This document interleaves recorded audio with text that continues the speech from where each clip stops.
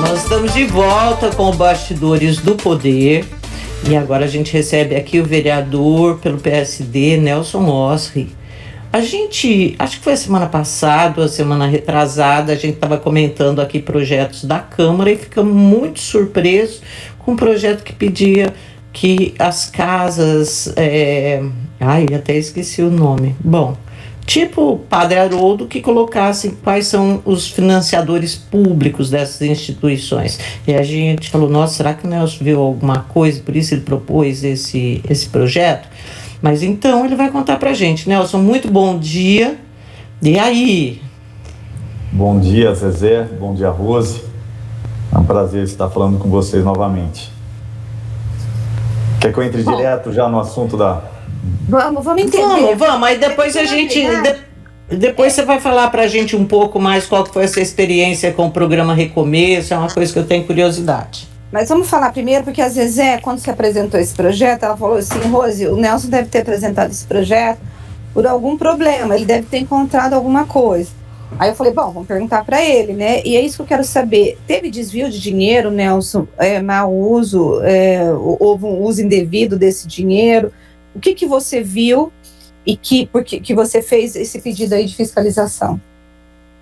Então, eu tive a oportunidade, né, de trabalhar coordenando o programa Recomeço em Campinas, que foi a primeira cidade do estado de São Paulo, até antes da capital.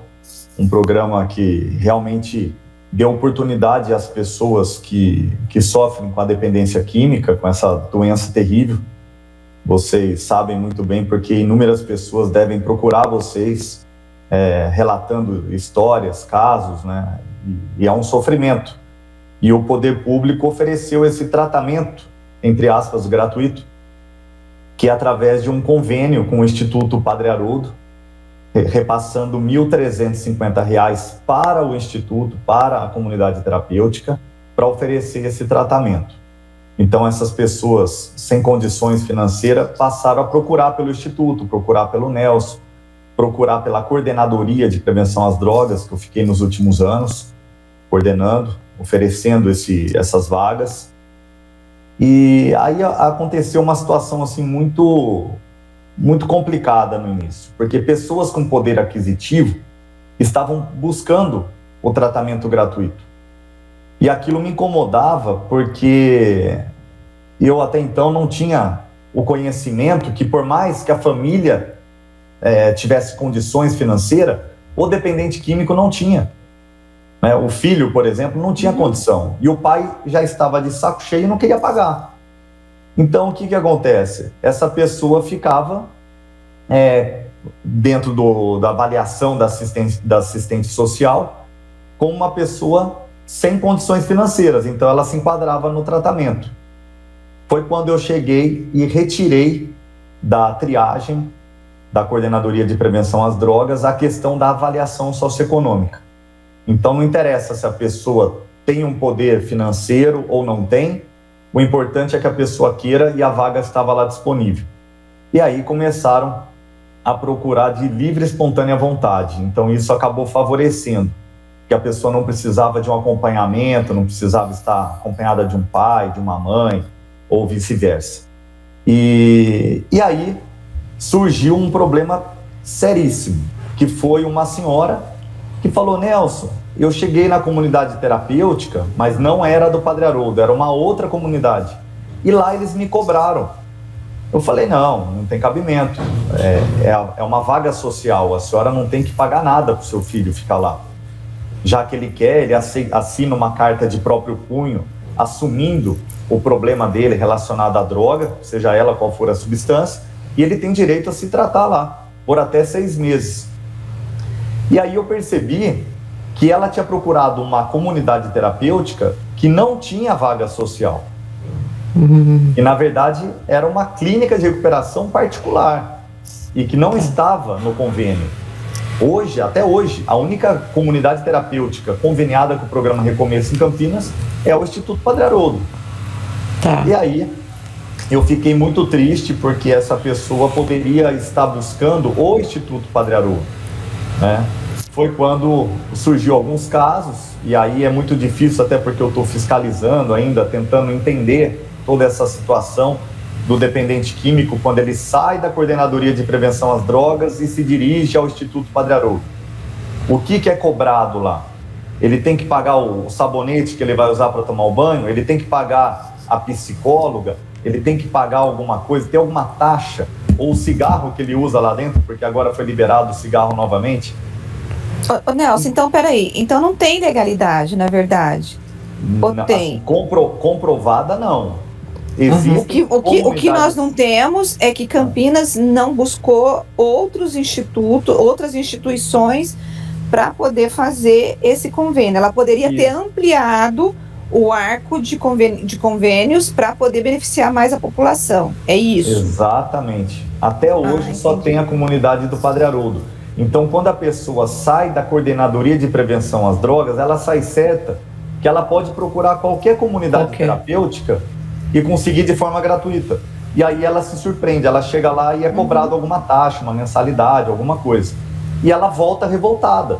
Ela volta falando, Nelson, eu cheguei na comunidade terapêutica com um cartão Recomeço e me cobraram R$ 1.200 no mês, cobraram R$ 2.000, me cobraram uma cesta básica.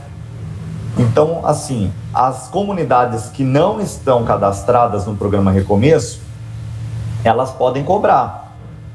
Elas podem cobrar. Se elas forem particular, tiver tudo perfeito, equipe, multidisciplinar, CNPJ, estatuto, ata, tiver a legalidade para desenvolver as atribuições, sem problema nenhum. Agora, o Instituto Padre Haroldo não pode cobrar do programa, não pode cobrar de quem é inserido pelo programa Recomeço, de forma alguma. Agora, deixa eu só perguntar uma coisinha, Zé. Por exemplo, Nelson, cada cidade, ela tem direito a quantas bolsas, eu vou chamar de bolsas, ou do Instituto Recomeço, existe um teto ou não? Toda a cidade pode ampliar do jeito que ela quer, de acordo com a necessidade? Na verdade, é um programa chamado Recomeço, ele é um repasse de uma verba de R$ 1.350 direto para a comunidade cadastrada. Né? Cada município, Campinas começou com 12 vagas, que foi o programa piloto, depois passou para 60 e nós concluímos com 100, que é o número de vagas até hoje. Se eu não me engano, 110 vagas. Né? Hoje o Instituto Padre Haroldo, praticamente 80%, 90% das vagas é programa Recomeço. E depois tem o convênio com o governo federal. Né? E as demais cidades começaram a se preocupar e começaram a aderir ao programa Recomeço também, porque já que o programa é do Estado, outros municípios do Estado de São Paulo também podem aderir. Hoje, se eu não me engano, mas, por exemplo, eu posso ter mais de 110 vagas ou não? Existe um... O município pode reivindicar mais de 110? Pode, desde que a comunidade terapêutica tenha condições, né, para receber.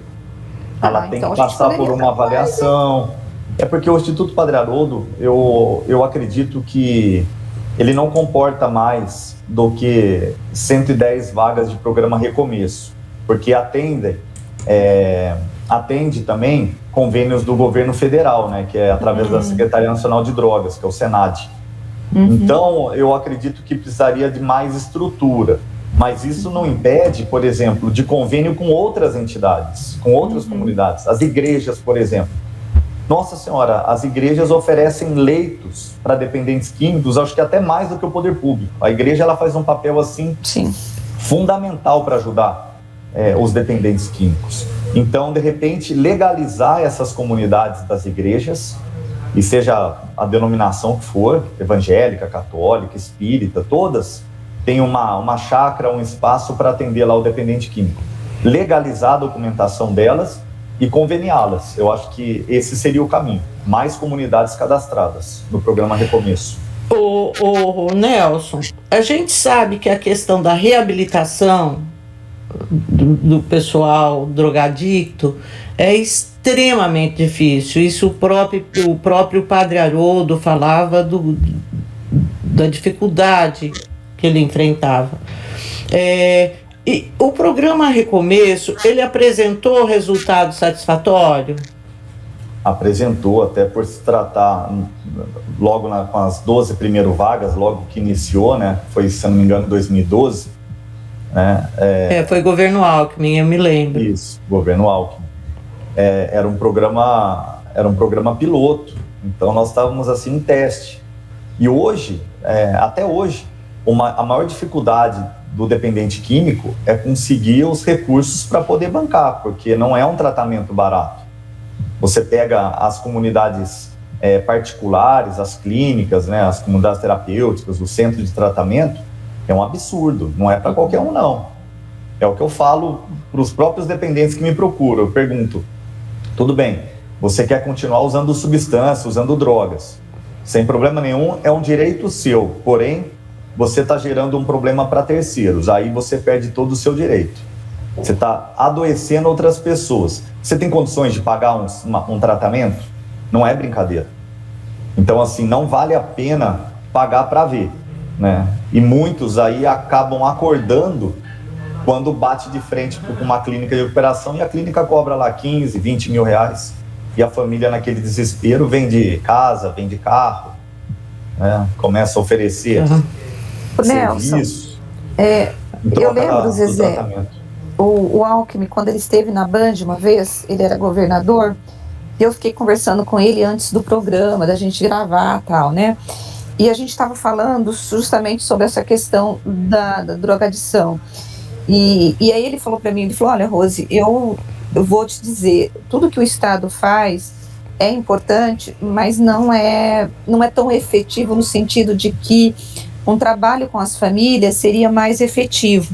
Porque ele falou assim, a gente só está trabalhando no problema, mas existe algo anterior que o problema está nas famílias. Então, quando ele falou o crack, por exemplo, a gente vive hoje uma epidemia de crack no estado de São Paulo, mas se a gente tivesse aí, ele falou, não sei como resolver isso. Ele falou isso para mim fora da entrevista.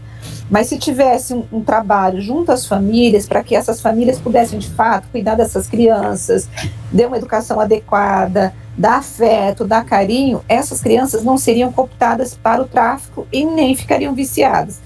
Nelson, você acha que o erro, ou pelo menos as crianças vão para o tráfico, vão para as drogas, por conta da desestruturação familiar? Porque o governador falou para mim, é desestruturação familiar. Eu quero fazer uma pergunta anterior a essa. Nelson, desde novinho eu te vejo trabalhando essa questão de droga. Você teve um problema de drogadição? Eu tive um problema na família, né? Uma situação assim, bem próxima, e que acabou me dando esse despertar, porque até então eu estava na faculdade de Direito, me formei, e meu sonho sempre foi ser delegado. E eu prestei um concurso em 2004 para delegado federal e não passei. E aí comecei a trabalhar na área de prevenção de drogas através de um movimento, de um trabalho social junto com o Padre Haroldo. E esse trabalho acabou despertando outros municípios, outros estados, através de palestras de prevenção e encaminhamento para os grupos de amparo, inclusive amparo à família. E esse trabalho cresceu muito. Foi quando, na época do Dr. Hélio, ele me convidou, ele era prefeito, né?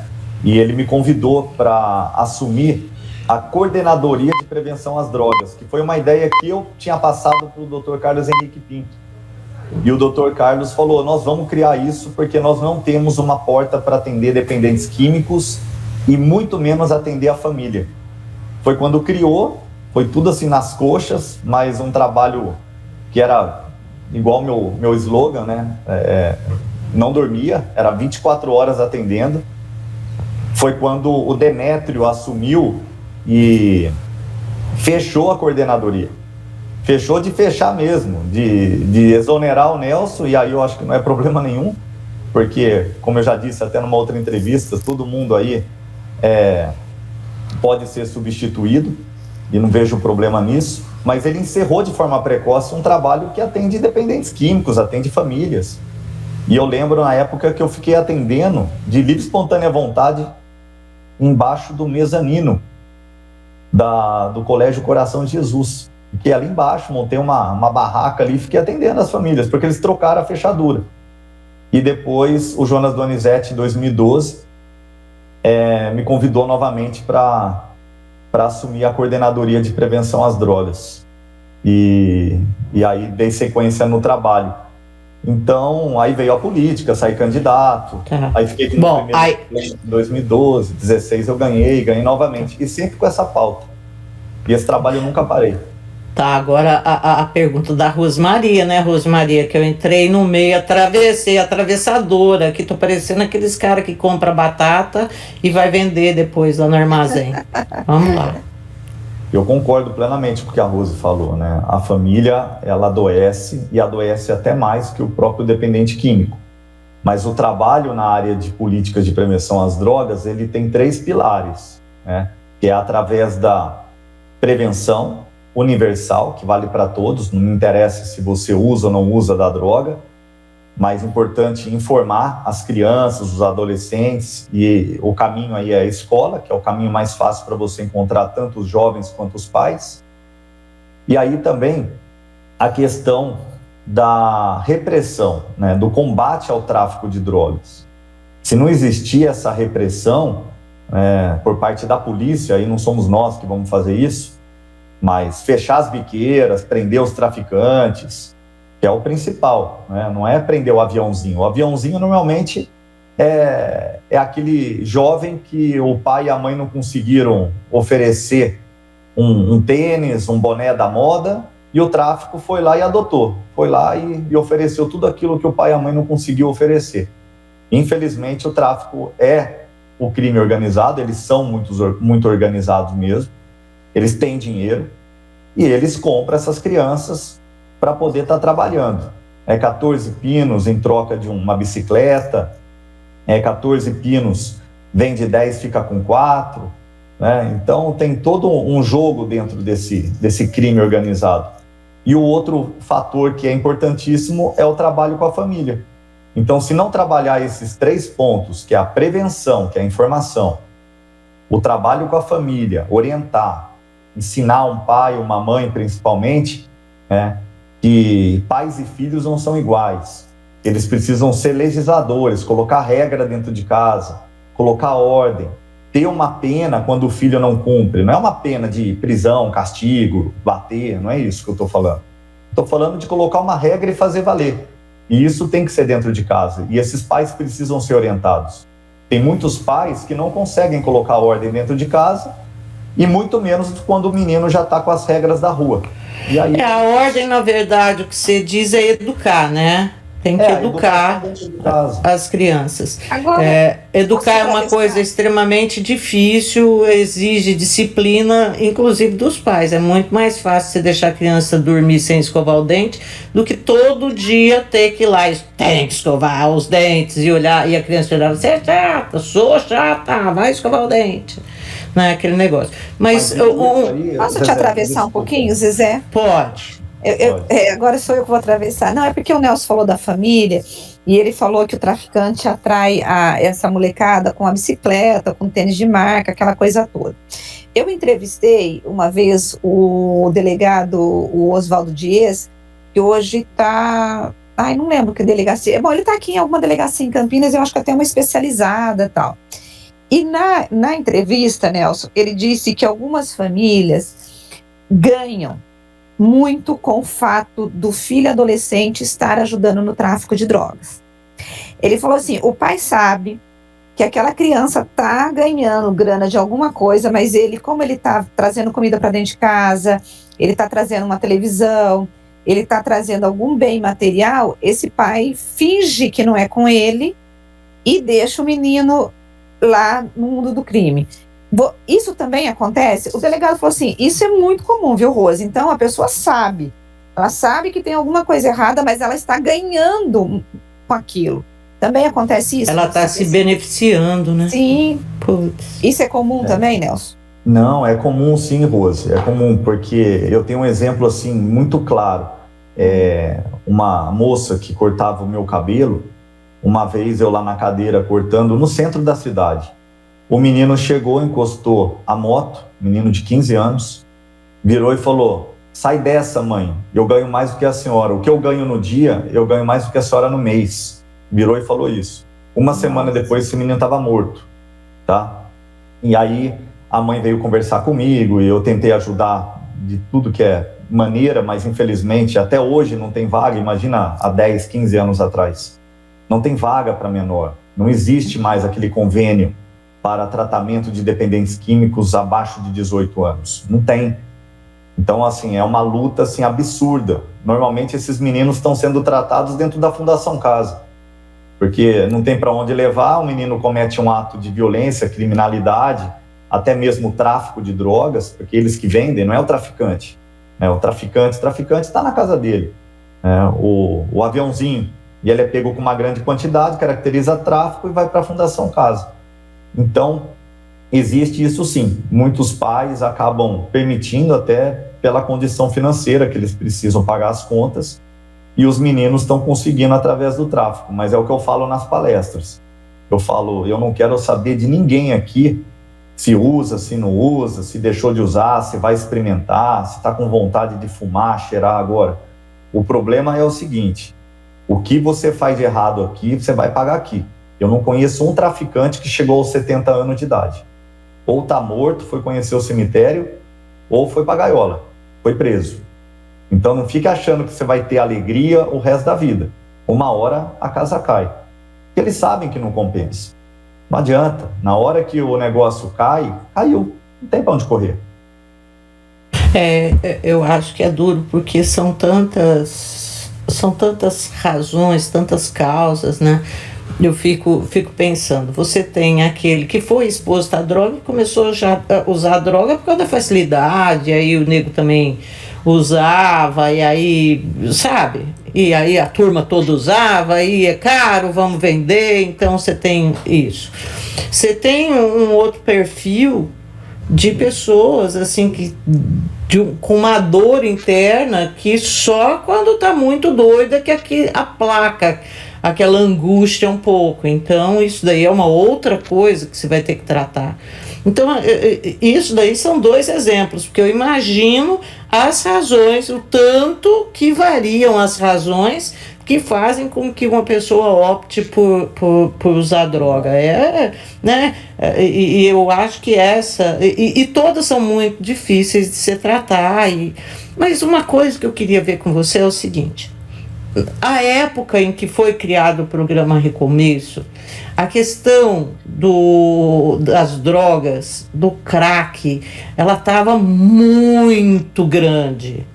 E forçou, não foi assim, eu vou criar um programa porque eu quero. Forçou as autoridades a pensarem sobre o assunto, porque esse era, inclusive, um tema que estava sendo levado assim, para as campanhas políticas. Lembra, Rose? Uhum.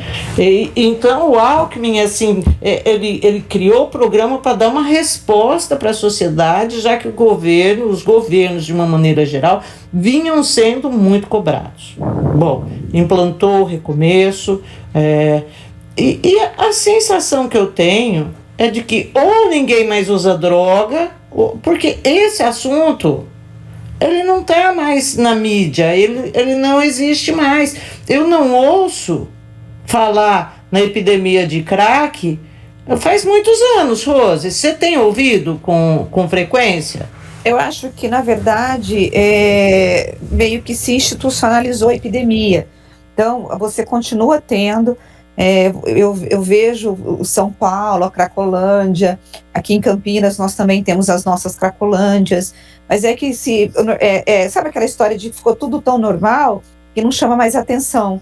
Mas continua tendo, viu, Zezé? A situação ainda ela é muito grave. Você tem, principalmente, a gente que trabalha assim, em igreja, em família, o número de pessoas desesperadas porque os filhos estão dependentes, o marido, o pedido de clínicas, vira e mexe, a gente está recebendo quase que uma vez por semana, você tem gente pedindo socorro para poder internar. Então a situação ela continua bem grave ainda. Puxa vida, e aí, Nelson? E você? O que você tem visto aí nas suas andanças? Eu concordo. As Cracolândias só não existem como elas continuam aumentando, né? Ainda mais, eu acho que o melhor termômetro é observar o número de pessoas em situação de rua. Quando aumenta o número de pessoas em situação de rua, consequentemente, você já faz uma avaliação do número de pessoas que estão nas ruas por conta do uso e abuso de drogas. Então, a pandemia fortaleceu muito isso, potencializou. Você mencionou, Zezé, o que leva uma pessoa a usar da substância, né, da droga. Existem mil motivos. O jovem, podemos dizer, a curiosidade. Aquele momento que ele quer fazer parte de uma tribo, de um grupo, então ele quer mostrar que ele já usa de uma substância, facilitar o acesso à menina, a menina facilitar o acesso ao rapaz. Aí tem a questão também da frustração amorosa, né? Tem a questão do desemprego, né? da falta de renda, de dinheiro, não consegue sustentar a família. A questão da pandemia, muitas pessoas ficaram em casa, então acaba potencializando também o consumo de bebida alcoólica, e a bebida alcoólica a gente sabe que para algumas pessoas ela é uma porta de entrada para fazer com que você use outras substâncias. E o perfil do brasileiro hoje não é usuário de uma única droga, é um poliusuário, é um perfil totalmente que utiliza mais de uma substância. Então ele bebe, mas ele fuma, ele bebe, mas ele cheira. Então tem essa mistura de drogas estimulantes, drogas depressoras, né? E acaba virando todo esse coquetel e a dependência acaba se instalando em algumas pessoas que têm ali a predisposição. E o governo, ele começou a trabalhar a questão do programa Recomeço exatamente por conta disso, porque caiu a ficha que é uma doença, que é um problema de saúde pública e que precisa tratar. A dependência química ela é uma doença incurável, tem controle. É uma doença progressiva, ela piora, ela não fica, você nunca vai ficar na mesma quantidade, né? Você começa a ter a tolerância e o seu sistema nervoso central começa a exigir dosagens maiores para você atingir o efeito passado. Então você aumenta a dosagem. É uma doença espiritual, ela te afasta de um ser superior, a pessoa esquece a questão da espiritualidade, da fé, de acreditar em algo maior, ela vai se afundando. Então é uma doença perigosa e tem dados aí, inclusive relacionado ao alcoolismo, que é a terceira doença no mundo que mais mata, só perde para a doença do coração e para o câncer. E os os moradores de rua, 90% hoje são dependentes de substâncias. A última pesquisa entre os moradores de rua é que acho que 90%, quase 90%, tinha alguma dependência química, ou álcool, ou outro tipo de drogas. Todos eles, basicamente, usam. Você está sem som, Zezé? A gente sempre teve essa ideia de que... Sempre não, né? As assistentes sociais, quem trabalha com morador de rua, isso de que grande parte dele está ali por causa de uma dependência, geralmente álcool, né? O álcool é a porta de entrada. Eu lembro, Zezé, uma época que nós fizemos uma campanha dizendo assim, combustível não é bebida, porque o combustível estava mais... Olha só, que época. O litro do álcool, combustível, estava mais barato que o corote, que era a bebida dos moradores de rua. E teve morador que morreu porque tomou álcool. O metanol, o etanol, aliás. Eu lembro disso, me lembro mesmo. Mas, então, agora, isso daí não quer dizer que as crises econômicas não sejam responsáveis por essa situação dos moradores de rua. Porque muitas vezes eles dão início, parte deles dá início a essa de tomar todas, em função de não conseguir prover. Foi isso que você disse? A autoestima baixa, né? A pessoa em situação de rua, ela já não tem mais a vontade de levantar e procurar um emprego, ela está realmente no buraco, é o fundo do poço. Muitos ali já não tem mais vínculo nenhum com a família, não é nem vínculo fragilizado, perderam a família. Por isso que o que a Rose falou é importantíssimo. O trabalho com a família é muito importante. Quando o dependente químico aceita um tratamento, a primeira coisa que eu faço é tentar contato com a família para começar a preparar essa família para receber o dependente quando for sair. E as famílias vínculo voltar. As famílias se dispõem a isso ou não? Ai, Rose, que triste. A maioria não, mas Isso. é um trabalho de convencimento, Zezé. É muito difícil. Você tem que convencer a família, porque a família está machucada, ela está adoecida. Então você pegar a família e falar, olha, nós vamos começar a caminhar a partir de agora. Ele aceitou o tratamento, entrou na comunidade terapêutica, está amparado por uma equipe multidisciplinar, vai sair de lá limpo e ele precisa da casa para voltar de uma família estruturada. E eu gostaria de saber se vocês aceitam, né, tentar dar essa nova chance a essa pessoa que vocês amam, que vocês sabem que machucou vocês, mas está disposto a voltar para casa. Aí a família começa, tem um integrante que quer, tem um integrante que não aceita mais, e aí começa, e é um trabalho de formiguinha, você tem que ficar... Negociação. Negociação. Porque a família, às vezes, ela já tentou várias vezes, e sempre com a promessa de que a pessoa iria mudar. E a pessoa não muda, então vira aquele rolo. Por exemplo, eu falei isso, tinha um trabalho que era feito ali com os adolescentes da FEBEM, mas hoje não chama mais FEBEM, né? Fundação Casa. Fundação Casa. E era um trabalho que a igreja cuidava desses adolescentes enquanto estavam lá, só que quando eles saíam da Fundação Casa, eles voltavam para a família e às vezes a família estava rejeitando, não estava acreditando mais que ele mudou, que ele poderia. E aí, de novo, esse adolescente ficava desorganizado e ele voltava para o crime. Então, uma coisa que foi detectada era que era preciso cuidar desse adolescente, mas também cuidar dessa família, para quando houvesse esse reencontro, os dois estivessem preparados para poder começar uma nova jornada juntos, entendeu? Então, assim, é bem complexo. A recuperação de drogadito e o cuidado é um negócio, assim, que não é fácil. Mas tem resultado, né, Nelson? Tem resultado.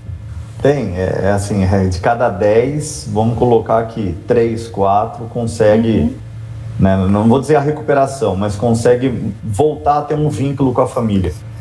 É um número baixo? É um número baixíssimo, né? De cada 10, 3, 4 é pouco. E muitos, infelizmente, voltam a ter vínculo com a família, mas depois esse vínculo acaba se desfazendo novamente por conta da recaída. Né? O dependente químico acaba voltando a usar droga depois de 1 mês, 2 meses, 1 ano limpo, acaba voltando. E aí a família perde todas as esperanças e começa do zero, né? Nós temos que tentar. Agora, Nelson, uma coisa que eu acho que precisa ter, e nas redes públicas não tem, o dependente químico, ele precisa de uma ajuda de saúde mental. E, para mim, o acesso à saúde mental na rede pública é muito baixo. Você concorda com isso ou não? Porque ele vai precisar dessa ajuda, para poder aliviar essa angústia, para conversar com alguém, com um psicólogo, um psicanalista, um psiquiatra, e às vezes não tem. Não, eu concordo plenamente, e desde do começo, no começo do primeiro mandato, eu deixei muito claro. Eu falei, hoje, a saúde mental em Campinas, mais precisamente a questão de dependência química, que é o CAPS-AD, que é o Centro Psicossocial Autodroga, não deixa de ser um band-aid para uma fratura exposta, né? Eles oferecem um band-aid para um cara que está com o osso para fora. Então, não vem resolvendo. Eu vejo o CAPS-AD importante, um serviço que precisa existir, que tem que ser, tem que receber mais investimento, uma estrutura melhor, como a saúde como um todo. Porém, eu acredito no CAPS-AD e vejo mais sucesso apenas para os dependentes que já saem da comunidade terapêutica, do centro de tratamento. Eu vejo o CAPS como para esses, um suporte. Um suporte, isso, essa é a palavra. Um suporte para o dependente que saiu de um tratamento. Porque no CAPS-AD você não fica internado, você não fica fechado. E o dependente precisa disso. Ele precisa sair desse mundo, né, se reencontrar, né, e recomeçar uma vida do zero. Não tem como então, o dependente ele tem que ser isolado mesmo. Tem que ser isolado, senão ele não consegue. Os casos graves, que são aqueles que a doença já se instalou, onde o pouco que ele dorme, ele sonha com a droga, onde ele não consegue mais ter uma vida social, só frequenta ambientes que tenham drogas, só tem amizades que usam drogas. Quando ele se isola, assim, no sentido de droga, ele precisa se isolar também para se limpar, para desintoxicação, para voltar a viver em comunidade, voltar a viver com as pessoas, começar a entender os prejuízos que ele gerou, que ele causou, entender a droga que ele utiliza, o que gerou a dependência nele, o que é a dependência química, para ele parar com aquele discurso de que não, eu não sou dependente, eu só bebo socialmente, eu só fumo. Eu paro a hora que eu quiser. Eu paro a hora que eu quiser. Deixa eu te perguntar uma coisa. Você é a favor da legalização da maconha? Totalmente contra. Totalmente contra. O Brasil não tem condições de atender uma gestante. Imagina atender um dependente químico. Né? Não tem como. Não tem como. Mas se tivesse estrutura, como que você vê? Porque falam que em alguns países a legalização reduziu o número de dependentes. Outros países não. Você acabou tendo até acho que foi na Austrália, que houve um aumento maior do consumo. Mas tirando essa questão da dependência, o que seria a legalização? Poderia reduzir principalmente o poder de dinheiro, de ganho desses narcotraficantes? Ou você acha que não? Zero de chance. Hoje, sabe qual que é a droga mais apreendida no Brasil? Não. Cigarro. Que é uma droga legalizada. Quando você legaliza uma substância... Mas é por causa do custo. É apreendido porque o pessoal faz contrabando de cigarro do Paraguai, porque custa muito menos. O contrabando, ele é um tráfico sim, mas até que os traficantes hoje estão buscando trabalhar no contrabando e sair do tráfico de drogas. Isso, mas o contrabando é menor. Mas isso tem a ver com a questão econômica, né? Era a mesma coisa quando o Paraguai, todo mundo ia lá comprar peça de computadora, que o mercado era protegido, custava 10 vezes mais, então as apreensões eram grandes, né? Mas o que eu estou querendo dizer, Zezé, é o seguinte, que quando você legaliza, você não está acabando com o tráfico. Porque o cigarro continua sendo comercializado no mercado paralelo, mesmo sendo uma droga lícita.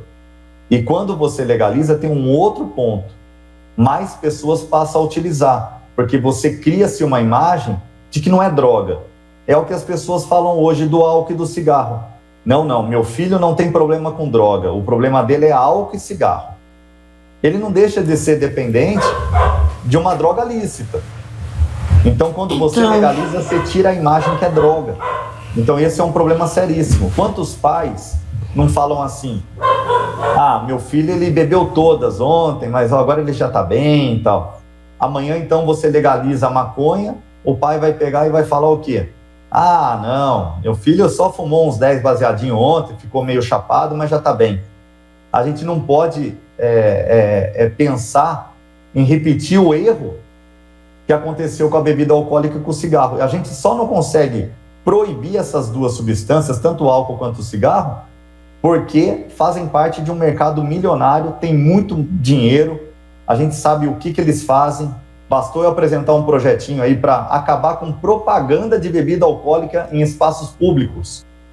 Nossa Senhora, você não tem ideia o que choveu de empresa, de representante de bebida alcoólica no meu gabinete, falando que eu era louco, como que você vai acabar? Eu não quero acabar com quem bebe, cada um bebe e bebe como quiser. Eu só queria acabar com a propaganda em espaço público. Para que exaltar uma droga? Venda, mas não precisa exaltar. Olha a propaganda do cigarro. A luta que foi para a gente tirar dos meios esportivos e da televisão. Eu acho que, assim, como a Rose disse, vários estudos estão sendo feitos no Uruguai, nos Estados Unidos, nos estados em que a maconha foi liberada, né? Eu acho que a gente vai ter que... aumentou o surto psiquiátrico, né? Aumentou. Eu não vi, eu não vi e o tráfico de drogas acabou entrando em guerra com eles mesmo, porque quando você tem uma maconha legalizada, você começa a potencializar o tráfico de outras substâncias mais fortes. Então, mas eu acho que há controvérsias. Bom, mas é o seguinte, gente, 11h10. Eu preciso fazer mais uma pergunta. Faz uma pergunta. Você estava aí dando a entrevista, eu recebi de um ouvinte da Rádio Bandeirantes uma foto em que você estava com o ex-vice-prefeito de Campinas, o Henrique Magalhães, numa padaria. E aí ele quer saber se vocês vão fazer dobradinha para as eleições do ano que vem. deputado federal, estadual, você tava com a camisa cinza, depois eu posso até te mandar a foto.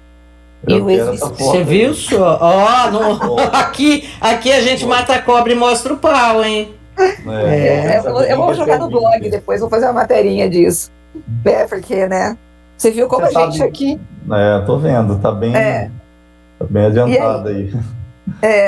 Bom, enfim, vocês vão fazer uma dobradinha? Como que é isso? Eu sou amigo do Henrique, né? Do Henrique Magalhães Teixeira, uma pessoa fantástica, gosto muito dele.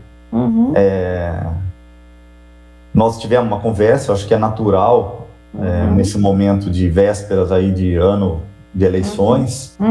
Eu com mandato, ele saiu da vice-prefeitura, mas um menino que teve aí um trabalho também muito legal como vice-prefeito, se enquadrou ali na questão do lado social, né? Ele me ajudou bastante com as entidades que eu trabalho. E veio assim ocorreu sim essa conversa, né, dessa possibilidade. E nós estamos trabalhando. Mas você seria o quê? Você seria federal ou estadual? Não sei. Eu tenho a legenda para deputado no partido que eu estou, que é o PSD. Essa é a conversa. Mas você tem para estado ou para... Você tem a legenda, você não sabe o que eu quiser, a legenda o que eu quiser. A conversa com o Gilberto Kassab foi nesse sentido. Né? Eu pedi a legenda e ele falou: você tem mandato, você tem direito a sair estadual e federal. Né? Então, existe essa possibilidade e, consequentemente, vai precisar existir uma dobrada. Né? Então, estou conversando com o Henrique, sim, e ele tem pretensões também, e nós vamos decidir isso. Legal. Se vai ser estadual ou federal. Ou você se vê eu vou que sair nada e vou apoiar alguém. Você vê que aqui no nosso programa nada fica escondido, né? Eu tenho medo de participar desse programa aqui. Tenho medo. Eu dei risada, porque enquanto você estava falando, o ouvinte foi mandando. Eu falei, gente, esses ouvintes, eles estão em todos os lugares. lugares. A conversa com ele não foi hoje, não. A conversa com ele foi hoje, semana passada. Não foi.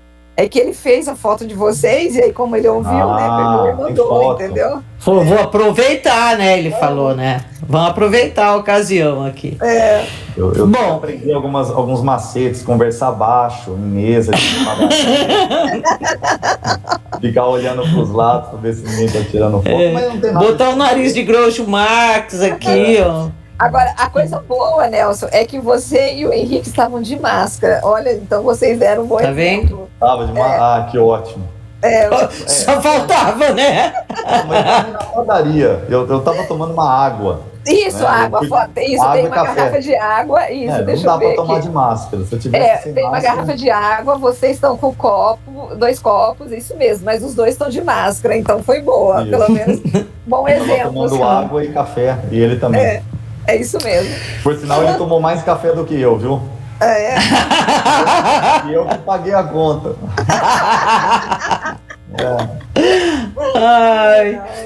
Olha, Nelson. Ele tá sem mandato, você tá com mandato. Sim, e outra, falando em café, até 2010, que foi até onde eu estudei, apenas 6 pessoas morreram de overdose de cafeína do café. Tá? É um dado importante. Então, se tem uma overdose de café, você tem que tomar, é verdade, você tem que tomar de 12 a 33 xícaras de café no dia. Nossa senhora, e deve dar um ataque cardíaco, né? Porque o coração não aguenta. Bom, Nelson, eu quero te agradecer muito pela entrevista, foi 10. Muito obrigada, viu? Bom feriado aí para você. Obrigado, Zezé, obrigado, Rose, obrigado a todos aí que nos acompanharam, e é um prazer falar com vocês, além de todo o medo, mas é um prazer. É um prazer nosso também. Tchau. Obrigada, Nelson. Até mais. Tchau. Tchau.